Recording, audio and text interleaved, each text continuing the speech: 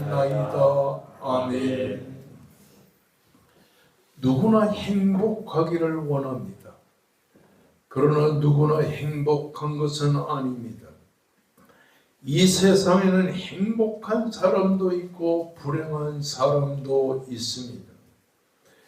사람들은 이런 현상을 두고서 마치 누구나 운명을 맞이한 것처럼 생각하게 되는 것입니다. 과연 그럴까요? 운명론자들은 평범한 데서 행복을 찾습니다. 그런 사람들 중에 길로는 제명에 죽는 폭군은 행복하다고 했고, 까미는 돈이 없어도 행복해질 수 있다는 생각은 정신적 속물 기질에서 나온다고 했습니다. 이렇게 생각하는 사람들은 사람이 오래 사는 것과 많은 물질을 소유하는 것이 마치 행복인 것처럼 생각합니다. 그러나 인생을 인생답게 살아본 사람들은 그런 말에 현혹되지 않는 것입니다. 토마스 켐페스는 행복은 많은 재산을 가지는 데 있지 않다고 했고, 록펠러는 역시 엄청난 재산을 가진 사람들이 항상 행복하다고 여기는 것은 틀린 생각이라고 했습니다. 그러면 인생의 행복은 어디서 오는 것인가? 행복은 하나님 안에만 있는 것입니다. 그럼 우리 인간들이 찾고 있는 행복은 하나님께서 어디에 두셨는가? 하나님은 우리 인간이 찾고 있는 행복을 가정 안에 두셨습니다. 그래서 행복을 찾으려면 가정 안에서 찾아야 되는 것입니다. 여러분과 제가 가끔 읽는 성경 중에 창세기 2장 18절의 말씀을 보면 여호와 하나님이 이르시되 사람이 독초하는 것은 좋지 못하니 내가 그를 위하여 돕는 배필을 만들리라고 하셨습니다.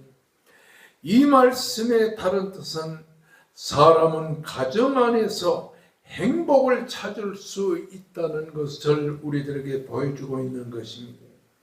이를 단적으로 증명해 주는 것이 바로 오늘 본문의 말씀이 되겠습니다. 에브라임 산지 라마다임 소빔에 에브라임 사람 엘가나라는 사람이 살고 있었습니다. 그는 여로함의 아들이요 엘리후의 손자요 도후의 증손이요 수베의 현손으로 태어난 사람입니다. 한마디로 엘가나는 뼈대가 있는 집안의 아들로 태어났다고 하는 말인 것입니다. 그는 우리 집안에서 태어나 한마디로 전형적인 신자 생활을 했고 돈도 많은 사람이었던 걸 알 수가 있습니다. 그는 매년에 3차례 율법의 규정에 따라서 실로에 올라가 만군의 하나님 여호와께 경배하며 제사를 드린 전형적인 신자이기도 했던 것입니다. 뿐만 아니라 그는 넉넉한 인심의 소유자이기도 했습니다. 하나님께 예배 드리는 때가 되면 제사의 분깃을 분인나와 자녀들에게 주고 한나에게는 갑절을 주면서 자기의 사랑을 표시했습니다. 그리고 자녀를 낳지 못하는 한나의 결정을 조금도 나무라지 않았던 것을 볼 수가 있습니다. 그럼에도 불구하고 엘가나와 한나의 가정은 결코 행복하지 않았습니다. 아니, 행복할 수가 없었던 것입니다. 넉넉한 물질과 사랑을 주며 노력을 했지만 그럼에도 불구하고 뼈대 있는 집안의 출신임에도 불구하고 엘가나와 한나의 가정에는 한마디로 그의 적소인 분인나 때문에 한나와 갈등하는 관계로 말미암아 감정은 격분했고 갈등은 심화되어 한나의 괴로움은 날마다 심해졌고 이로 인해 한나는 울고 먹지 않게 되었다고 하는 사실인 것입니다. 주의 모든 사람들이 바라는 것과는 달리 행복할 수 있다고 생각했던 한나의 가정은 불행 속에 울부짖는 가정으로 살 수밖에 없었습니다. 한마디로 뼈대가 있고 돈도 있고 넉넉한 인품의 소유자인 일가나와 한나는 행복에 마땅했지만 그들이 가져온 불행 속에 시달릴 수밖에 없었다는 사실인 것입니다. 여기서 우리는 한마디로 오늘의 가정상을 보게 되는 것입니다. 인간은 완전자가 아니라는 사실을 여기서 발견하게 됩니다. 행복의 조건은 다 갖추었지만 행복할 수 없는 그런 일가나와 한나의 가정을 보면서 우리가 생각하는 아버지도 그렇고 어머니도 그렇고 모든 인간은 완전자가 아니라는 사실을 배우게 된다고 하는 사실인 것입니다. 이처럼 오늘의 모든 부모는 불완전합니다.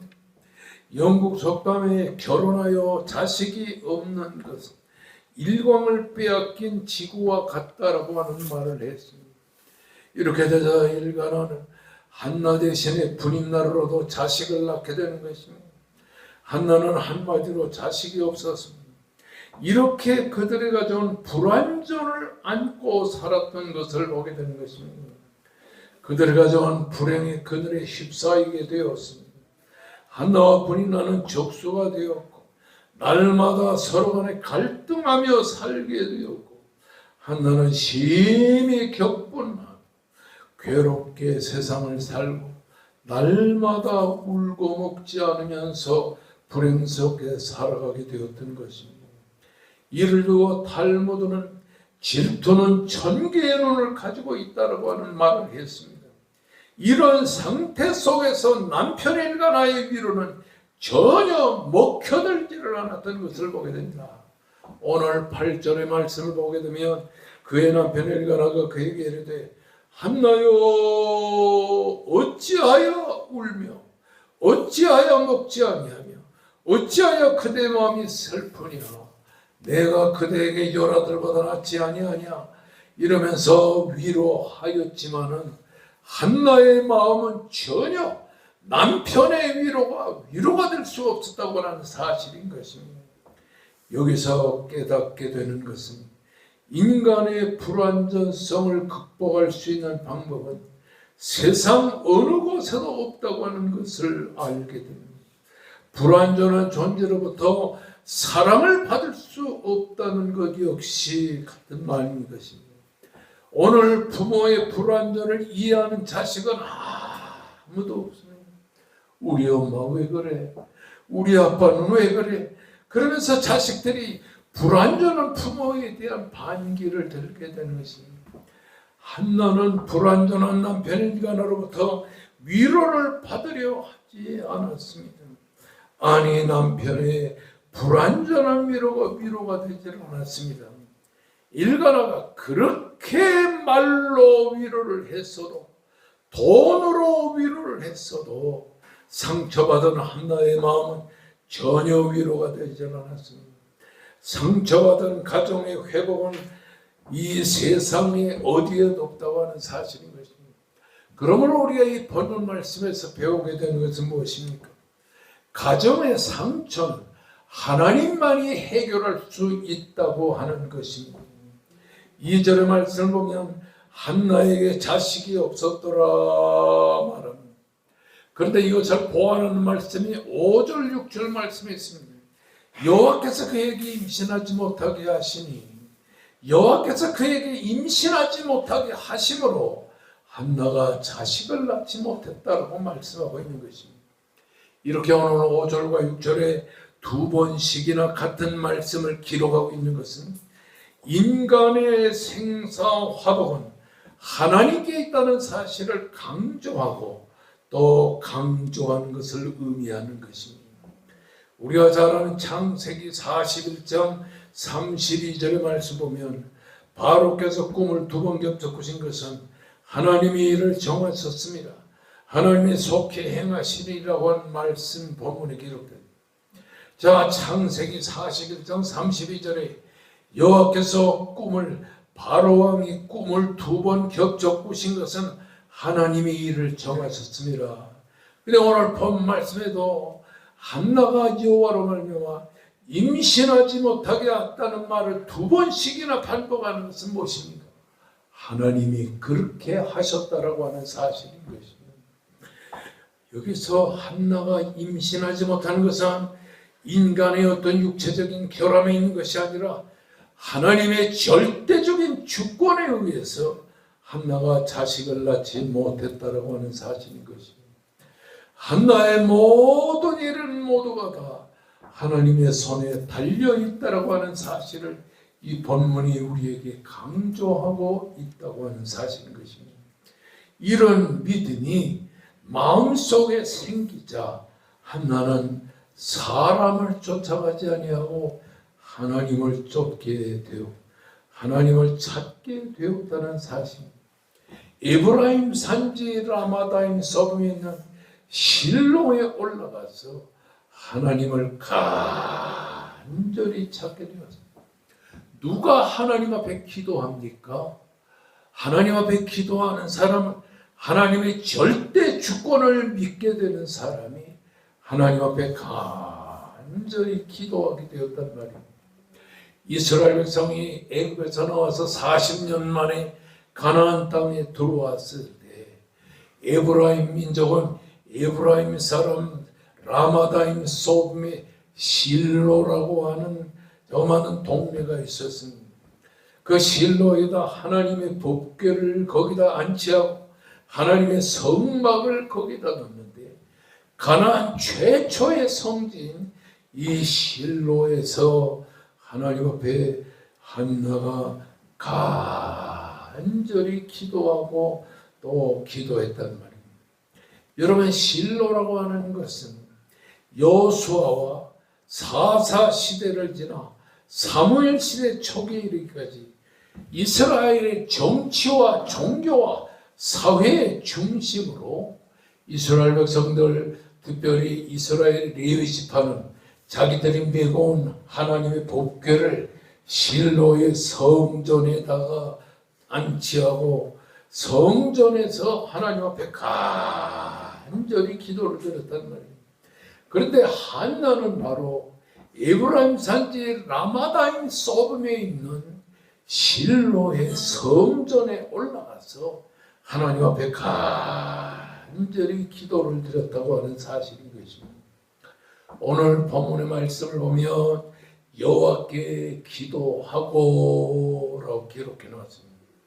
본문 12절의 말씀에도 여호와께 오래 기도하는 동안에 라고 있다. 오늘 본문 17절 말씀에도 네가 기도하여 구한 것을 허락하시기를 원하노라 기도라는 말이 나옵니다. 26절 말씀에도 내 주 당신 곁에 서서 여호와께 기도하던 여자라 그렇게 기도하고 있는 것입니다. 27절 하반절에 보면 내가 구하여 기도한 바를 여호와께서 내게 허락하시기를 원하노라. 그런가 하면 2장 사무엘상 2장 1절에도 한나가 기도하여 이르되 이렇게 사무엘상 1장과 2장에 6번이나 기도라는 말이 반복적으로 기록되어 나온다고 하는 사실인 것입니다. 여러분, 이렇게 한나는 하나님 앞에 간절히 기도밖에 모르던 사람이었다라고 하는 사실인 것입니다. 여러분, 가정을 위한 기도는 가정을 살리게 마련입니다. 그리고 남편을 위한 기도는 남편으로 신앙의 자리에 돌아오게 할 수밖에 없다는 겁니다. 자식을 위한 기도는 문제의 자식이 하나님 앞에 회개하고 돌아오게 됩니다. 그렇기 때문에 여러분이 우리가 하나님 앞에 간절히 가정을 위해 기도하고 남편을 위해 기도하고 아내를 위해 기도하고 자식을 위해 하나님 앞에 간절히 기도해야 될 것이라고 하는 사실인 것입니다. 제 아들이 지금 목회를 하는데요. 한동안은 나를 많이 오해를 했어요. 우리 아버지는 우리 돌아보지도 않고 우리를 한 번도 어린이날이나 어린이주일이나 우리를 데리고 놀러 가본 적이 없다. 그게 아들의 불만이었어요. 그런데 저는 내 아내에게 이렇게 말했습니다. 내가 기도할 거리가 너무 많아서 내가 애들 교육을 시킬 수는 없어. 그러니 나는 목회하고 당신은 자식 교육을 시키는 게 좋겠다. 그랬더니 아내가 그렇게 하죠. 그래서 주야장창 밤에는 철야기도 나가고 아침에는 새벽 기도를 하고 낮에도 2시간 또 기도하겠어. 하루에 12시간씩 하나님 앞에 간절히 기도하니 그 기도가 습관화가 되었다고 하는 사실입니다. 그리고는 밤 2시쯤에서는 교회에서 철야 기도하다가 집으로 돌아갔습니다. 집에 가면 아내가 골아 떨어져 있어요. 딸도 골아 떨어져 있어요. 아들도 골아 떨어져 있어요. 그러면 아내 잠자는 침대에 앉아가지고 내 아내 머리에다 손을 간절히 올려놓고 하나님 앞에 간절히 기도했어요. 하나님 아버지, 내 아내는 몸이 약합니다. 그러니 연약한 내 아내를 강건케 하여 주시옵소서. 그래서 그냥 한 10분 동안 간절히 기도하고, 그리고 길안나 권사, 그때 고등학교 때인데 고등학교 다니는 길안나 이제 대학에 들어가야 되는데 그 고등학교 학생인 길안나 방에 들어가면 잠자고 있어요. 그래서 제가 길안나 이 권사의 목에다가 손을 올려놓고 이렇게 기도했어요. 하나님 아버지, 우리 딸은 음악을 한다고 하는데 목소리가 좋게 나오게 해주시옵소서. 간절히 기도하고 아들 방으로 갔어요. 그때 아들이 중학교 고등학교 다닐 때예요. 간절히 기도해서 아들한테는 어떻게 되냐니 이 입에다가 손을 올려놓고 간절히 기도를 했어요. 하나님 아버지, 우리 아들 목사 되게 해주시옵소서. 그리고 우리 아들 담배 피지 않게 해주시옵소서. 간절히 하나님 앞에 기도를 했어요. 근데 그때는 아들은 목사 꿈도 안 꾸고 자기는 영화 감독을 하겠다고 영어 열심히 공부하더니 미군 부대에 가서 미국 여자들한테 또 영어를 배우고 그러더니 자기는 호주에 유학을 가야 되겠다. 그러니 나는 목사 되기를 원하는데 아들은 영화 감독 된다고 하니 가슴이 얼마나 터집니까? 그래서 아들 입에다 손을 감독하지 않게 해주시옵소서. 우리 아들 목사 되게 해주시옵소서. 저리 기도해서 4년 동안 기도를 했는데 대학에 들어가서 공부를 하고 4년이 지난 어느 날 내 방에 찾아 들어왔어요. 아버지, 왜 그래?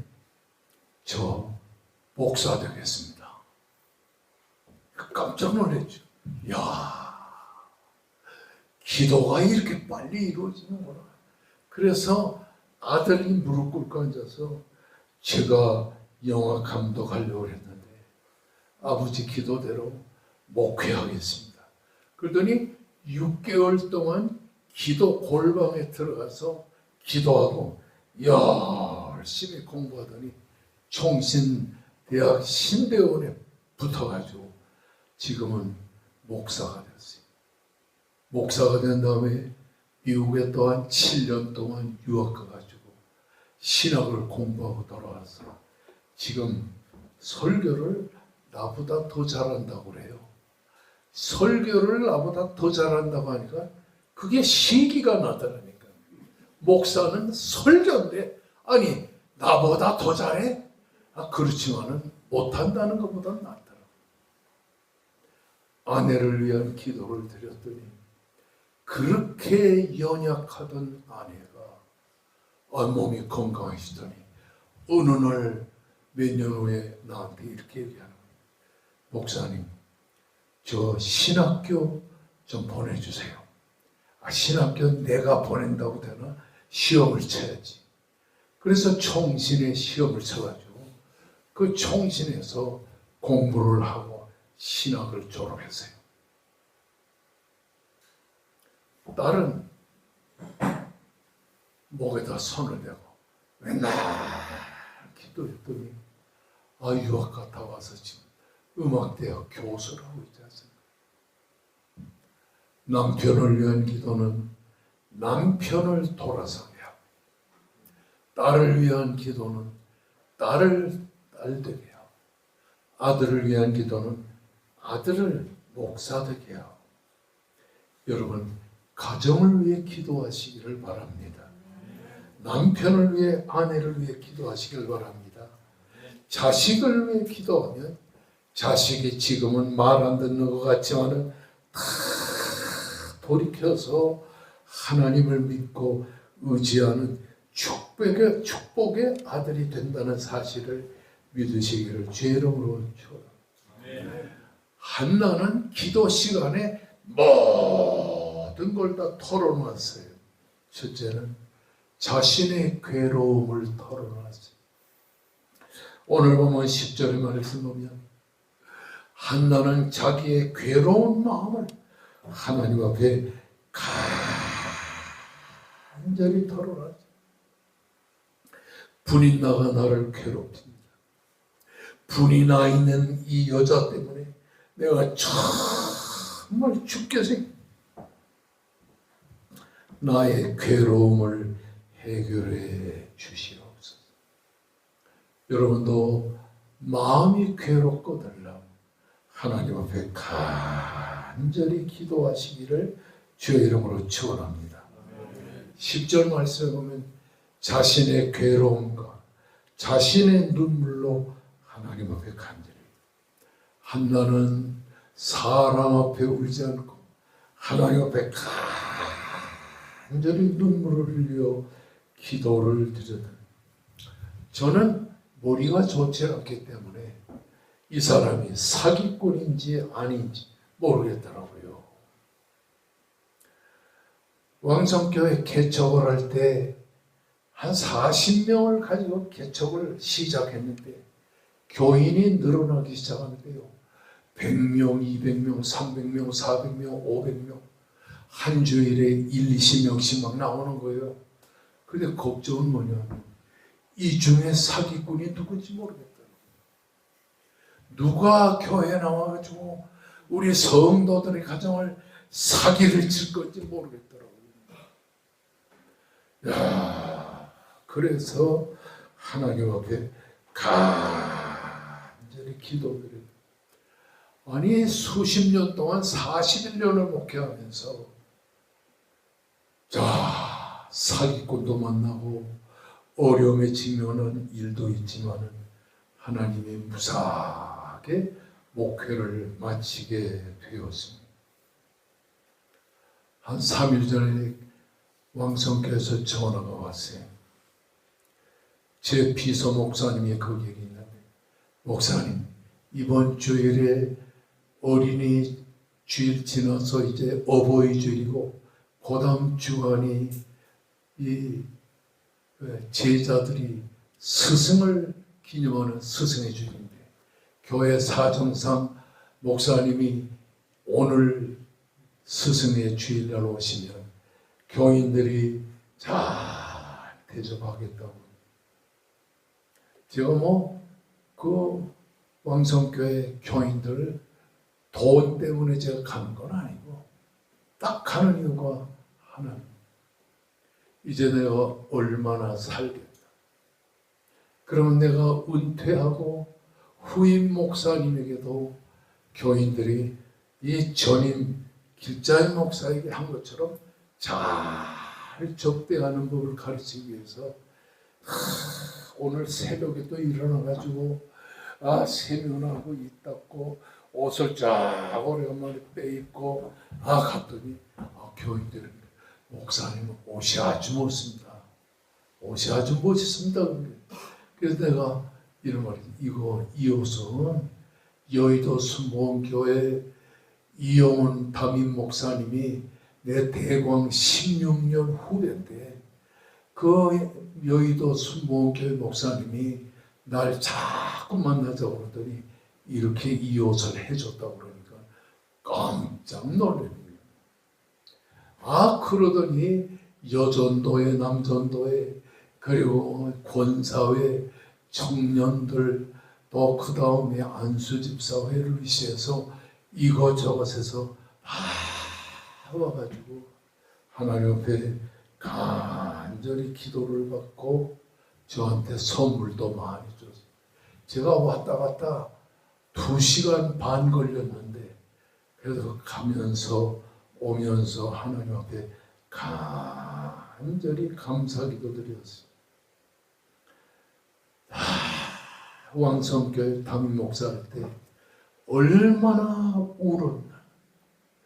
밤을 새워서 눈물을 흘리고 억울한 일을 당해도 눈물을 흘리고 그랬는데 한나는 하나님 앞에 눈물을 흘려 간절히 기도했죠. 성도 여러분, 괴로운 심령을 기도로 하나님께 아뢰세요. 둘째는 눈물로 하나님 앞에 간절히 기도를 드리세요. 셋째는 서원 기도를 드리세요. 하나님 앞에 한나는 이렇게 기도했어요. 아들 하나만 주시면 내가 그 아들을 목사로 만들겠습니다 하고 간절히 서원 기도를 드리는 서원의 기도를 하나님이 들어서 한나에게 사무엘이라는 아들을 주셨다는 말입니다. 성도 여러분, 한나가 하나님 앞에 간절히 기도할 때 또 어떻게 기도하냐? 하나님, 나를 잊어버리지 마시고 나를 기억해 주시옵소서. 자기를 기억해 달라고, 자신의 기도를 기억해 달라고 하나님 앞에 간절히 기도하면서 아들을 달라고 하나님께 간절히 기도하며 하나님께 은혜를 받게 해달라고 간절히 기도했어요. 기도하는 동안에 하나님은 한나의 기도를 들으시고 모든 것을 하나님의 은혜로 한나에게 베풀어 주셨다라고 하는 사실인 것입니다. 그런데 기도를 드리고 나니까 기도에는 때가 있다고 하는 사실인 거죠. 기도 몇 달 동안 하고 왜 이렇게 안 이루어지는가 그러지 마세요. 기도에는 응답의 때가 있다고 하는 사실인 거죠. 오늘 보면 20절의 말씀 보면 한나의 기도는 다 때가 있습니다. 때가 이름에 한나가 임신을 하고 자식을 낳게 되는 것입니다.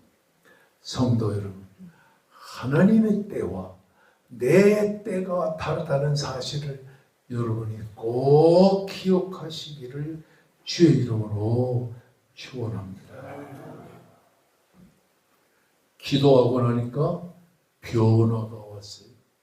어떤 변화나? 2가지 변화인데, 첫째는 기도하고 나니까 마음의 평안이 왔어요. 여러분 꼭 기억해야 될 것은 기도 열심히 하고 마음의 평안이 오면 응답을 하나님이 주셨다고 믿으면 돼요. 당장 이루어지지 않아도 하나님의 평안이 내 마음에 함께 한다는 것은 응답의 신호라고 하는 사실인 것입니다. 오늘 18절의 말씀을 보면 한나가 얼굴에 다시는 수색이 없으니라, 얼굴에 다시는 근심하는 빛이 없더라. 기도 열심히 하고 나면 그동안 나를 억눌렀던 마음의 근심과 걱정이 다 사라지고 마음에 기쁨이 넘치게 되는데, 그 마음에 기쁨이 넘치는 게 하나님의 응답을 주신다는 신호라는 사실인 것입니다. 그 다음에 19절 말씀을 보면 따라하시다. 여호와께서 그를 생각하신지라. 기도하고 나면 하나님이 기도하는 여러분을 생각한다는 말이에요. 이 생각한다는 말이 히브리 말에 자칼이라는 말인데, 자칼이라고 하는 말은 무슨 뜻이냐니 사랑하신지라. 하나님의 사랑이 여러분에게 넘친다고 하는 사실. 그러고 나서 한나가 임신을 했습니다. 임신하고 때가 이름에 아들을 낳았다. 기도에는 응답의 때가 있다고 하는 사실. 그러므로 매일같이 하나님 앞에 기도하는 시간을 정해놓기를 바랍니다. 저는 왕성교회 성도들에게 이렇게 말합니다. 하루에 한 번씩 교회 나와서 교회 성전에서 하나님 앞에 간절히 기도하세요. 그러니까 교인들이 하루에 500~600명씩 교회 나와서 새벽 기도하죠. 끝나고 나면 아침에 직장에 나갈 때도 교회 나가서 하나님 앞에 기도하지요. 저녁에 직장에서 돌아와서도 또 성전에서 기도하지요. 또 학생들은 학교에 가고 올 때도 또 기도하죠. 그게 40년이 지났는데도 지금도 여전히 기도합니다. 성도 여러분, 기도는 교회를 살리고 기도는 여러분을 살립니다. 여러분의 기도에 하나님이 가장 기뻐하는 놀라운 축복을 받게 된다고 하는 사람. 불완전한 부모라도 하나님 앞에 간절히 기도하면 놀라운 응답을 주실 줄로 믿습니다. 따라하십시다. 괴로움을 기도로, 눈물을 기도로 하나님께 아뢰자. 우리 백합전원교회가 하나님이 이곳에 세워진 것은 이 일대에 사는 사람들이 교회에 나와서 하나님 앞에 간절히 기도하고 응답받으라는 응답의 장소로 기록했다는 사실을 기억하시길 바랍니다. 이제 3~4년이 지난 세월이 지나면 하나님은 아름다운 성전도 주실 것이고 선교관도 주실 것이고, 그리고 나서 여러분의 신명과 생활에 기도의 응답을 주셔서 여러분의 가정에, 여러분의 남편에, 여러분의 아내에, 여러분의 자녀에 놀라운 축복을 베풀어 주실 줄로 믿습니다. 따라하십시다. 기도가 생활화되면 하나님의 응답은 반드시 온다. 우리 오늘 이 시간 다 같이 간절히 하나님 앞에 기도하시기 바랍니다. 불완전한 남편, 불완전한 아내도 하나님 앞에 간절히 통성 기도하면 행복한 가정이 될 줄로 믿습니다. 행복한 자녀가 될 줄로 믿습니다. 행복한 부모가 될 줄로 믿습니다. 오늘 어버이 주일을 맞이하여 우리들의 기도가 가정을 살리고 우리의 기도가 하나님 앞에 영광을 돌릴 수 있도록 축복하여 주시옵소서.